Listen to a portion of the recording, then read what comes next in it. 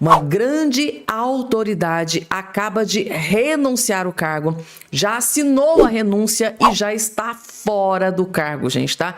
Eu vou trazer essa notícia que abalou as estruturas de Brasília agora, neste exato momento. Outra notícia urgentíssima, gente, tá? Jornalista dos Estados Unidos, jornalista americano, acaba de soltar a maior bomba contra o ministro do STF, Alexandre de Moraes. A chapa definitivamente esquentou para cima do Moraes. Por quê, gente? Além do jornal, o Estadão aqui no Brasil ter revelado todos aqueles valores, imóveis, né? Jogando a lama do ventilador contra Alexandre de Moraes, agora, direto dos Estados Unidos, gente, tá? Jornalista dos Estados Unidos acaba de soltar a maior bomba contra Moraes e o desespero, gente, tomou conta do STF agora, neste exato momento que eu vou trazer essa informação nos mínimos detalhes para todos vocês. Outra notícia urgentíssima, gente. Vocês se lembram do capanga do Vorcaro, o sicário, né? Aquele que atentou contra a própria vida e morreu dentro da prisão? Pois bem, gente, tá? Acabou, inclusive na época, muita gente colocou em xeque. Será mesmo que ele atentou contra a própria vida ou foi queima de arquivo? Será que alguém queria apagar o capanga do Vorcaro, gente? Acabou de sair notícia urgentíssima sobre a morte do sicário do capanga, do Daniel Vorcaro dentro da prisão, e vocês vão ficar chocados com o que eu vou trazer para vocês, gente, tá? É breaking news, notícia de última hora. O que realmente aconteceu com o capanga do Vorcaro dentro da prisão, eu vou trazer essa notícia bombástica que explodiu em Brasília. E notícia urgentíssima. Flávio Bolsonaro acaba de ser atacado, gente, tá? Flávio Bolsonaro acaba de ser atacado de forma sorrateira e covarde. Eu vim aqui correndo trazer essa informação, porque eu tenho certeza que essa notícia é de grande interesse de todos vocês que estão do outro lado me assistindo, gente, tá? Flávio Bolsonaro, nosso futuro presidente, está em perigo. Eu vou trazer essa informação também nesse boletim para vocês, gente. Então, eu disse para vocês, quando vocês abrem um vídeo do canal Fabiana Cardoso, é uma pancada atrás da outra, somente notícias de altíssima qualidade. Inclusive, falando em canal, você que está do outro lado emitindo, você já está inscrito aqui no nosso, já está fazendo parte aqui da nossa família? Ainda não? Porque aqui é assim, gente, tá? Cidadão bem informado jamais será escravizado. Esse é o lema aqui do nosso canal. Então, ó, para você fazer parte da nossa família, simples, rápido, fácil, automático, é só você olhar aqui embaixo do seu vídeo. Em algum lugar aí vai ter a palavrinha chamada inscreva-se, inscrever-se. Clica em cima, na hora, automaticamente você já estará inscrito aqui no nosso canal. Vamos que vamos. Alexandre de Moraes e Lula não deve ter gostado nada é dessa notícia que o jornalista Lauro Jardim do jornal O Globo acabou de explodir. Alexandre de Moraes, Dias Toffoli e Lula da Silva devem estar desesperados com esta bomba que o Lauro Jardim, aqui, tá, gente, tá? Para CBN News acabou de revelar. Abre aspas, a delação do banqueiro, tal Daniel Vorcaro, está saindo melhor do que a encomenda. Segundo Lauro Jardim, haverá um certo atraso no andamento do processo, o que o levará até meados e a reta final das campanhas eleitorais. Um atraso, gente, tá? O que é que tá preocupando Moraes, Lula e Dias Toffoli? Porque um atraso na delação do Daniel Vorcaro, tá? Na reta final da campanha eleitoral pode ser bombástico, gente, tá? Ou seja, tudo indica que teremos vazamentos nos momentos mais decisivos desta eleição de 2026. Tudo indica que teremos vazamentos nos momentos mais decisivos dessa eleição de 2026. Gente, o Lula deve estar desesperado com essa notícia. O Moraes, então, meu Deus. Lauro Jardim revelou uma bomba, vejam só. Bom dia, Milton. Bom dia, Marcela. Bom dia, ouvintes. Muito bom dia. Lauro, você tem nos ajudado a acompanhar o calendário da delação do Vorcaro, mas é um calendário que está ficando mais extenso do que se imaginava inicialmente?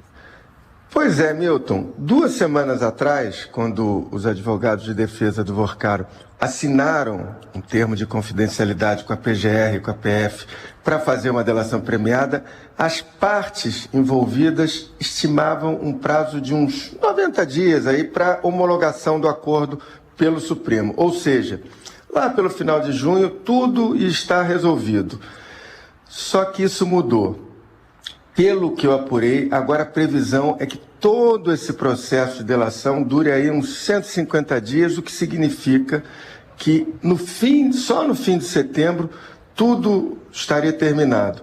Então, se essa expectativa se concretizar, os momentos finais da delação vão coincidir com também os momentos mais eletrizantes da campanha eleitoral. Ou seja, mais do que nunca, Milton e Marcela, a eleição de outubro e a delação do Vorcaro vão estar andando lado a lado e, claro, com forte possibilidade dessa delação influir de algum modo na eleição.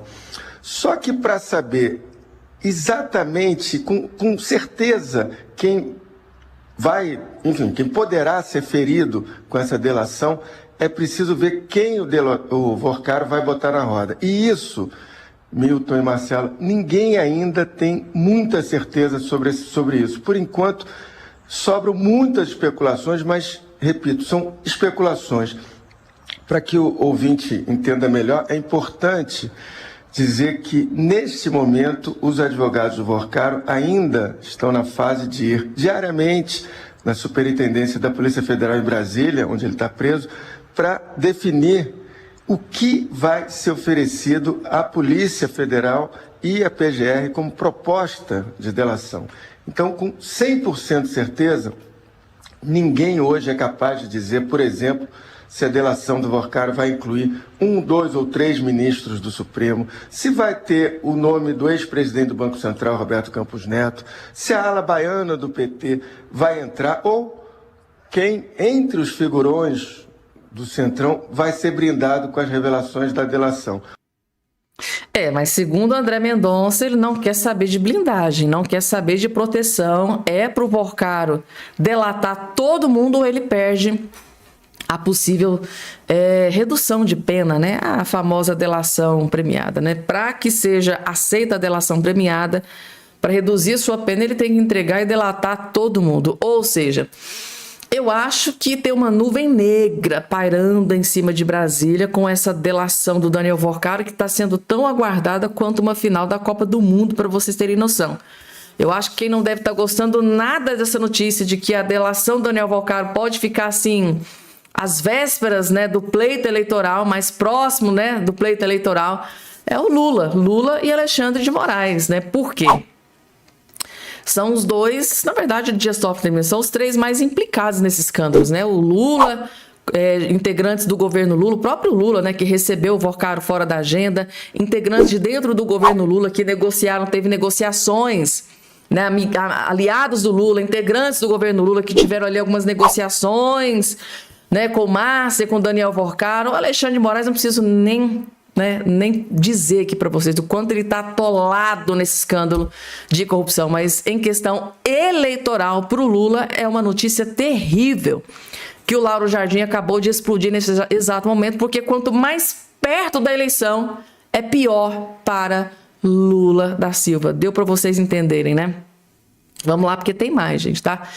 E agora, gente, tá? Daqui a pouco. Não, eu vou trazer isso aqui agora para vocês.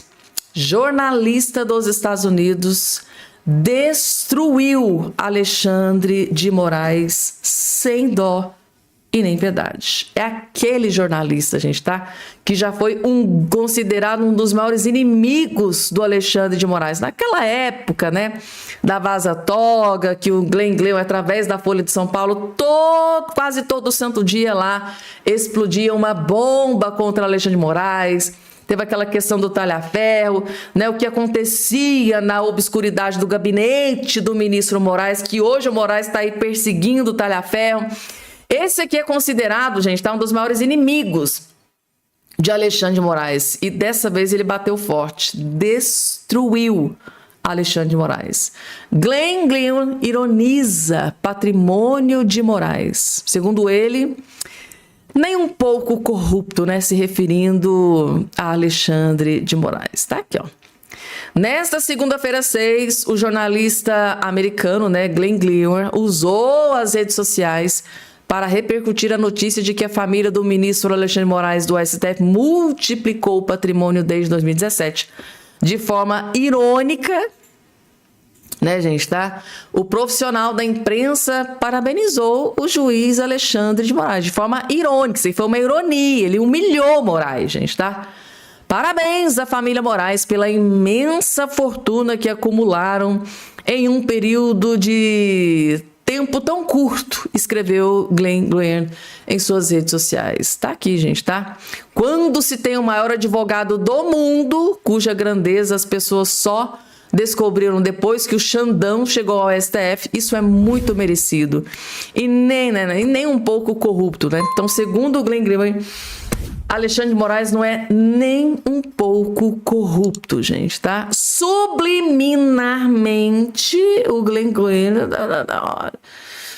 Corrupto, será, gente? Alexandre de Moraes seria corrupto porque o patrimônio dele cresceu 266% maior do que quando ele entrou no STF? E aí, gente? Coloca aqui embaixo a opinião de vocês. Nem um pouco corrupto, né? Segundo o Glenn Greenwald. Calma que tem mais, gente. Daqui a pouco, gente, tá? Grande autoridade acabou de renunciar o cargo. Bomba, bomba, bomba. Mas antes, vocês se lembram daquela informação, né, que chocou o Brasil inteiro? Do capanga do Vorcaro, né? O sicário do Vorcaro. Assim que ele foi preso, ele atentou contra a própria vida, ele se suicidou lá dentro da prisão. Tá, gente? Aquilo ali chocou o Brasil inteiro. E muita gente colocou em xeque, né? Vários parlamentares gravando vídeo, falando, gente, será mesmo que ele atentou contra a própria vida? Ou foi uma queima de arquivo? Alguém quis eliminar o sicário, o capanga do Vorcaro. Aí hoje saiu um novo desdobramento, informação atualizada sobre essa questão. Ó, sicário de Vorcaro ligou para 2 pessoas antes de morrer na prisão.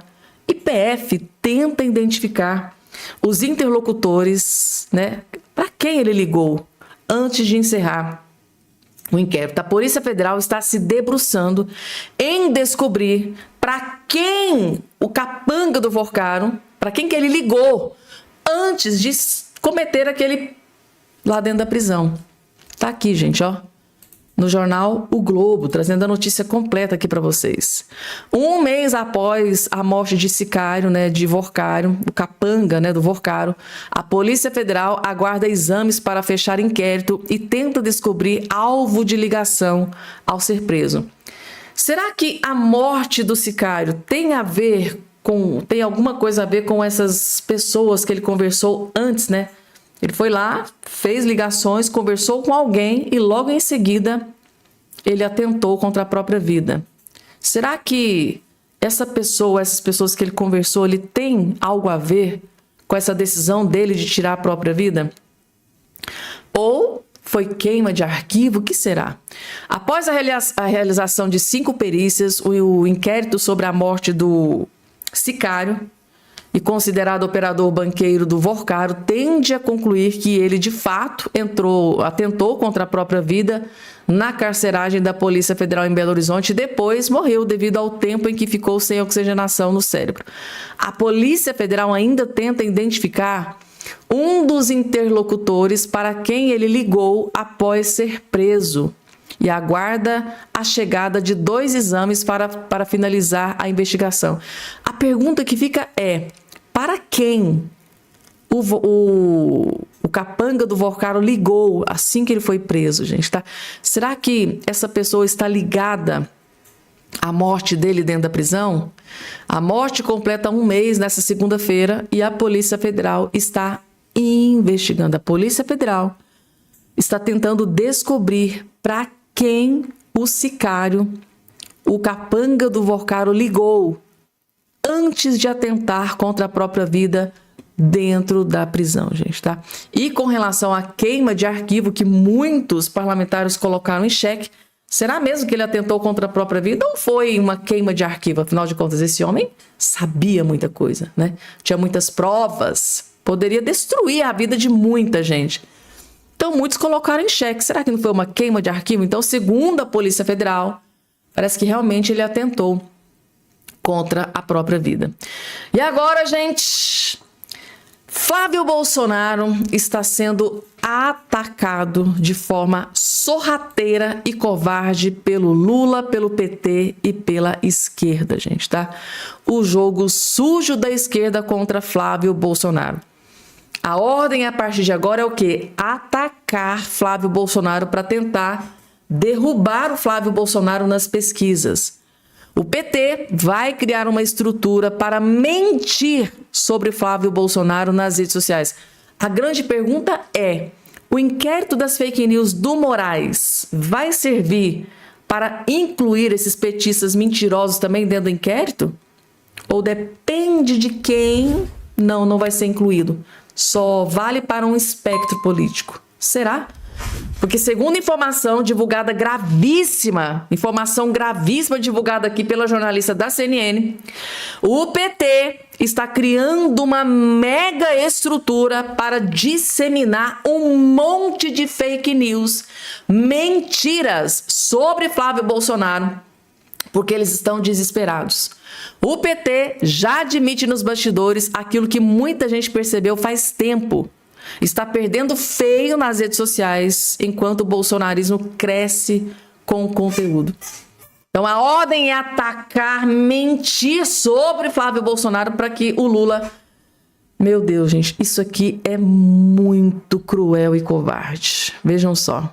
A campanha do presidente da República, presidente Lula, tenta destravar a estratégia digital para disseminar as informações. Como assim estratégia digital para disseminar as informações? Clarissa, nos explique, por favor. Olha só, a gente sabe que o trabalho na área digital, tanto em redes sociais quanto por meio de outros canais, sempre foi um problema dentro do campo da esquerda.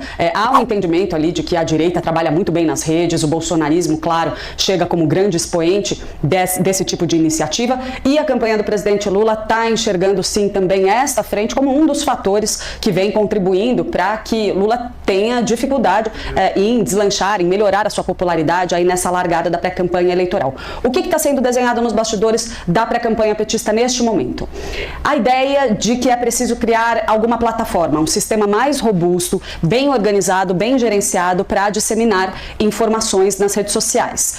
O PT jura que a ideia não é fazer uma rede de ataques, o contrário, a ideia é apenas dar propulsão ao que a campanha petista tem para demonstrar, tem para entregar.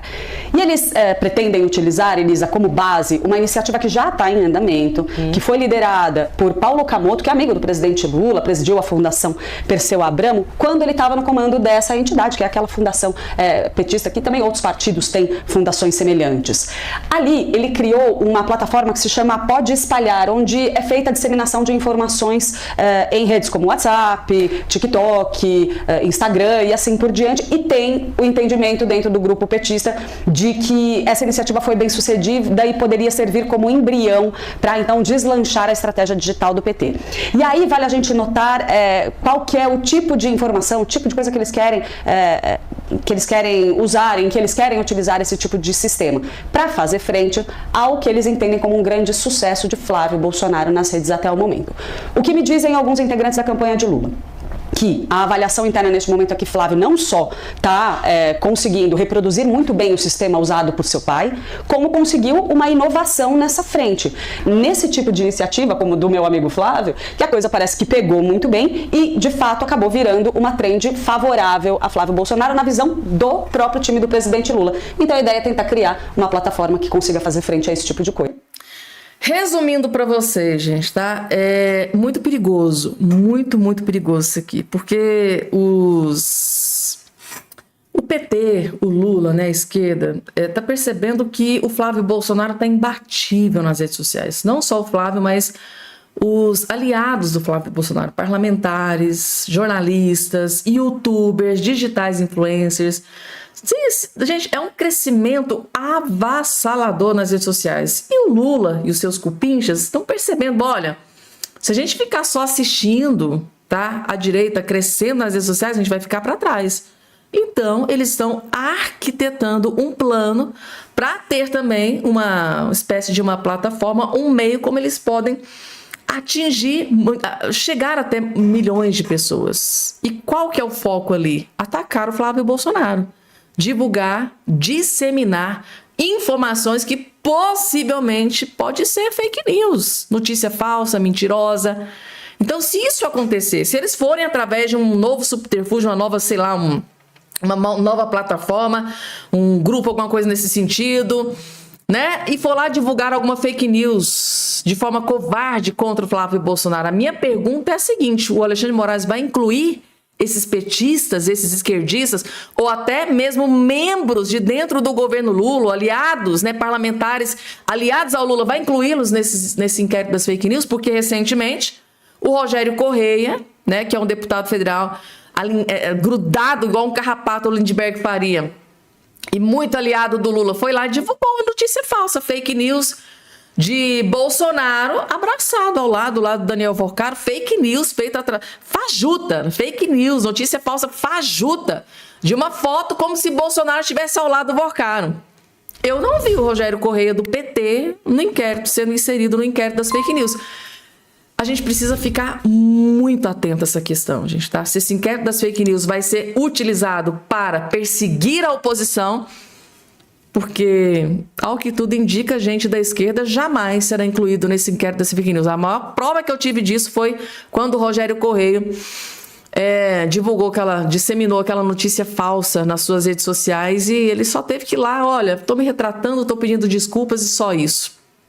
É muito grave, gente, tá? A gente precisa ficar muito, muito atento a essas questões. Falando em atento às questões, o Lula realmente ligou o modo desespero. A prova disso é essa matéria do jornal o Globo. Lula está completamente desesperado com o resultado das últimas pesquisas que mostram o Flávio subindo, gente. O homem está voando. Do combustível à conta de luz, Lula prepara pacotão de benefícios para conter desaprovação recorde a 6 meses da eleição. Ou seja, o plano do Lula é o quê? Vamos dar dinheiro pro povo, é auxílio gás, é gás do povo, é Bolsa Família, é benefício isso, benefício aquilo, vamos dar dinheiro. O dinheiro é do povo mesmo, né? Através dos nossos impostos. Então o Lula vai utilizar desse dinheiro para começar, né? É luz barata, é gás do povo, é Bolsa Família, é benefício X e Y, é pé de meia, vamos, distribui dinheiro, distribui. É ano eleitoral, pode torrar o dinheiro sem dó. É ano eleitoral e eu preciso angariar voto. E é assim, gente, tá? Que o Lula vem se perpetuando no poder aí, Lula e o PT, né? Há quase 20 anos. Mas parece que dessa vez o povo acordou para a vida. Mesmo o Lula anunciando isenção de imposto de renda para quem ganha até 5 mil. Mesmo o Lula anunciando que pode cancelar, né, lá a taxação das blusinhas. Mesmo Lula é pé de meia, é gás do povo. Nada disso está salvando o Lula, gente, tá? Nada está salvando o Lula. E agora o desespero tomou conta geral. Falando em informação urgentíssima, gente, tá? Teve político que renunciou o cargo, tá aqui agora no Jornal Globo, após anunciar que terminaria o mandato.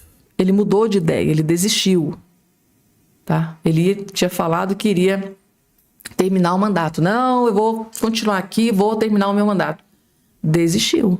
Wilson Lima renunciou ao governo do Amazonas, gente. Ele renunciou ao governo. Depois de afirmar que se manteria no cargo, o governador do Amazonas, Wilson Lima, do União, deixou o comando do estado ontem, gente, tá? Ele já assinou a renúncia, já está fora do cargo. a data limite de prazo para desincompatibilização. A carta de renúncia foi entregue e publicada às 23 horas em uma edição extra do Diário Oficial da Assembleia Legislativa. Além dele, o vice-governador Tadeu Souza também deixou a função. Tá aqui, gente. Ele revelou na carta, Lima afirma que a decisão é em caráter irrevogável e irretratável e menciona dispositivos da Constituição Federal da legislação eleitoral. No documento, ele também afirma que a saída ocorre visando o comprometimento do prazo de 6 meses de desincompatibilização exigido pela disputa do novo cargo seletivo. Então, vai disputar aí um novo cargo. E tá aqui, gente, tá? A saída de Lima acontece cerca de um mês após ele declarar publicamente que finalizaria o mandato e entregaria o comando executivo para o próximo governador eleito. Com a renúncia, o ex-governador poderá concorrer ao Senado. Então, ele possivelmente vai concorrer ao Senado Federal. Na disputa, ele enfrentará nomes como o do ex-governador Eduardo Braga e ex-candidato à Prefeitura de Manaus, Alberto Neto, do PL, ambos na liderança das pesquisas de intenção de voto. Renunciou ao cargo. Rodrigo Constantino, gente, tá? Jornalista Rodrigo Constantino vai pra cima de Alexandre de Moraes e solta uma verdadeira bomba contra o ministro, gente, tá? Assistam que vocês vão entender. Moraes deve estar desesperado. Eu vou comentar as viagens, mas sempre que eu falo desse assunto do Banco Master com os ministros do Supremo, eu gosto de começar lembrando de duas coisas. Primeiro, o que já veio à tona é escândalo o suficiente, né?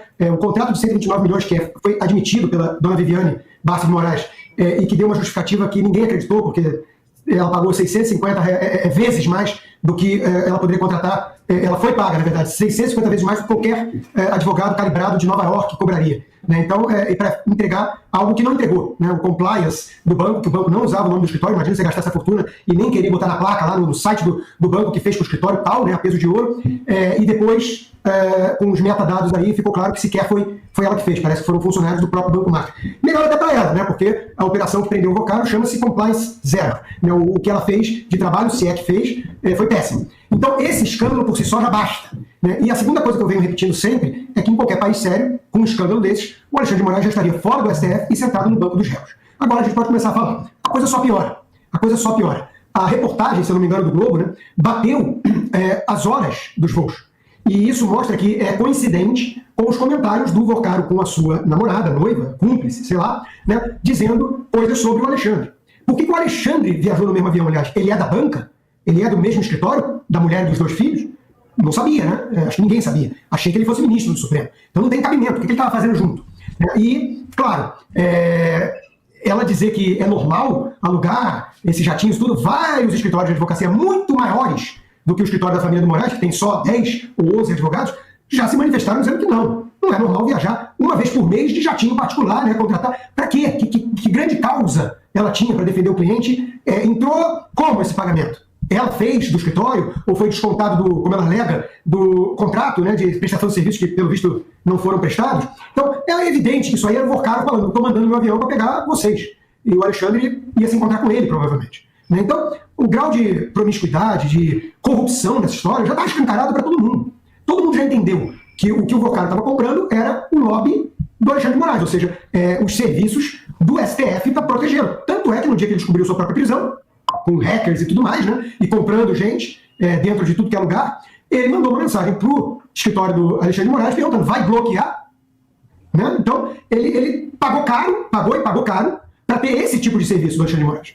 E isso justificaria, talvez, mandar um jatinho buscá-lo para uma reunião privada. Não fazer o compliance do banco e o Alexandre ir de tiracolo, de papagaio de pirata, de acompanhante da esposa. É ridículo. Então, eles estão na negativa, eles estão na defensiva lá, porque eles sabem que o batom já está estampado na cueca deles em praça pública. Agora, o mais preocupante que a gente deve refletir é qual a consequência disso. Sim, já temos o batom na cueca. E qual a consequência? Esse sujeito permanecer no STF por mais um dia, tomando essas decisões monocráticas e esdrúxulas, como multar caminhoneiros em 7 bilhões, criar a domiciliar temporária para o Bolsonaro e exigir que a defesa se manifeste sobre uma fala de terceiros, essas decisões esdrúxulas estão sendo tomadas por esse mesmo ministro. Então, é uma coisa chocante, é uma coisa que mostra que o Brasil como um todo não pode ser levado a sério. Gente, tá? E aí, vocês concordam com o Rodrigo Constantino, gente, tá? É esdrúxulo, né? Segundo Rodrigo Constantino, Alexandre de Moraes não deveria ficar nem mais um dia sequer como ministro do STF, gente, tá? Vocês concordam? Eu gosto muito dos comentários do Rodrigo Constantino, gente. Ele é um dos poucos jornalistas que tem culhão, que tem coragem para dizer o que ele pensa. Olha, eu penso assim, assim, assado.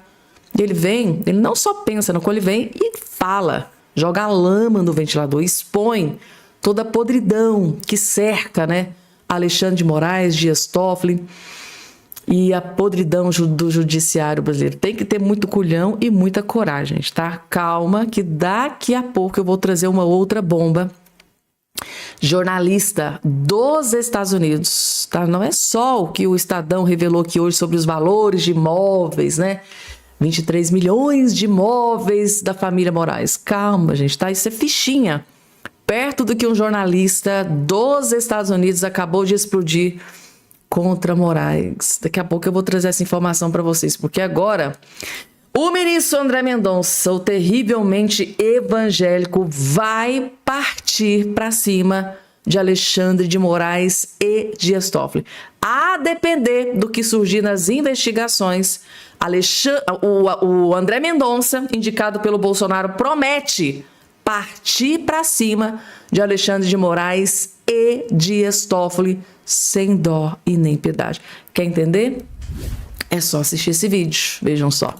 O André Mendonça tem afirmado a pessoas próximas que a investigação não pode se prestar a pré-julgamentos ou perseguições, mas que se as provas do processo demonstrarem o envolvimento real de colegas nessa teia de relações de Vorcaro, vai trabalhar com seriedade e seguir em frente. Isso de acordo com a reportagem do jornal Folha de São Paulo. Segundo relatos feitos à reportagem por interlocutores do ministro André Mendonça, ele leva em conta o fato de que a opinião pública exige respostas sobre as fraudes financeiras do Master e, havendo evidências concretas de irregularidades, não vai aceitar que Toffoli e Moraes se livrem das consequências por um coleguismo. Sob reserva, o ministro disse à reportagem que Mendonça deveria ter cuidado para não supervalorizar informações que não sejam objetivamente criminosas, sob pena de minar a confiança da população no judiciário e sujeitar a corte e os integrantes a uma nova onda de ataques. E o jornal também registra que esses interlocutores lembram, né, do caso da Lava Jato, em que havia um grande anseio da opinião pública, mas que isso talvez não tenha sido conduzido da melhor forma. Olha, em etapas iniciais da negociação para um acordo de delação, os advogados que representam Daniel Vorcaro chegaram a sugerir aos investigadores que não fossem mencionados ministros do Supremo, mas a ideia foi rechaçada porque não se pode dar ao delator a prerrogativa de selecionar quem entregar e quem poupar. Portanto, o Daniel Vorcaro, que prepara este acordo de delação premiada, deve dizer tudo, doa quem doer, pelo menos esta é a previsão inicial. A gente vai seguir acompanhando, porque esse dilema vai só aumentar com o passar aí do tempo, né, e com a possibilidade de que esse acordo de fato seja formalizado. Bom, Marangoni,